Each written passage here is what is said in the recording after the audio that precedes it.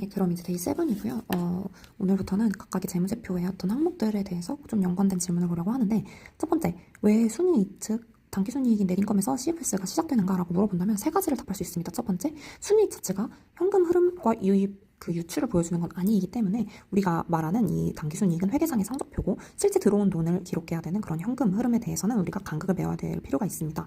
따라서 순이익에서 비현금 항목을 제거하고 워킹캐피탈이라고 하는 운전자본 등의 변화를 반영해서 우리가 영업현금 흐름 CFO를 조정해야 되기 때문에 첫 번째로 순이익에서 출발한다고 말할 수 있습니다.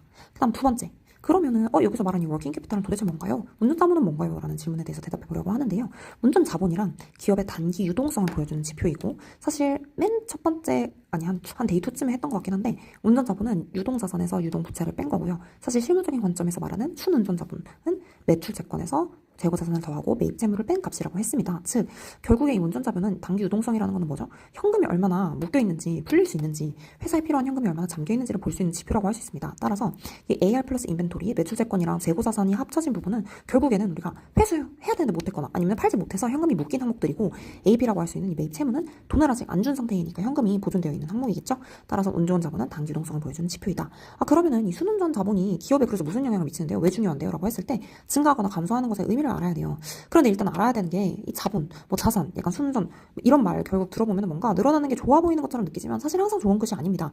왜냐하면은 이 자산이라는 것이 현금화가 돼서 결국에는 기업 유동성에 어떤 기여를 조금 해야 되는데 되지 않는 상태라고 하면은 더 부담이 될 수 있기 때문이죠. 그리고 나중에 이 순운전 자본이라는 거는 우리가 뭐 모델링 같은 거 할 때도 특히 캐시플로우, 현금 흐름 같은 걸 할 때 필수적으로 고려되는 사항인데요. 그래서 이 질문에 다시 돌아와서 대답을 해보자면, 이게 늘어나게 되면은 아무래도 당연히 묶인 거는 늘어나고 우리가 보존할 수 있는 건 줄어든 거니까 현금 유출이 늘어나는 뜻이고, 순운전자본이 감소된다라는 거는 결국에는 묶인 거는 줄어들고 보존할 수 있는 건 늘어나는 거니까 현금 유입이 증가되는 거라고 할 수 있습니다. 여기서 CFO는 아까부터 계속 말하지만 영업활동에 대한 재무, 그 현금 흐름을 말하고 있는 거고요. 그러면 AR, 인벤토리, 그리고 AP의 각 재무지표에 대한 영향을 한번 분석을 해보려고 하는데요. 먼저 AR 같은 경우에는 이미 매출에 반영이 됐죠. 우리가 돈을 실제로 못 받은 것 뿐이지 이미 매출에는 반영이 된 거기 때문에 추가적인 영향은 없고요. 하지만 이게 증가가 된다고 했을 때 대차대조표에는 어떤 항목에 들어가 있죠? 우리가 자산의 유동자산 항목에 들어가 있기 때문에 자산이 증가하게 됩니다. CFS는 다시 조정을 하게 돼서 앞에서 배웠다시피 CFO가 줄어들게 되고요. 그러면은 이제 인벤토리는 어떨까요? 아직 안 팔린 거니까 당연히 영향은 없고요. IS에서는, BS에서는 유동 자산의 항목에 재고 자산이 들어가 있기 때문에 증가하게 되고, CF에서도 CFF가 줄어들게 됩니다.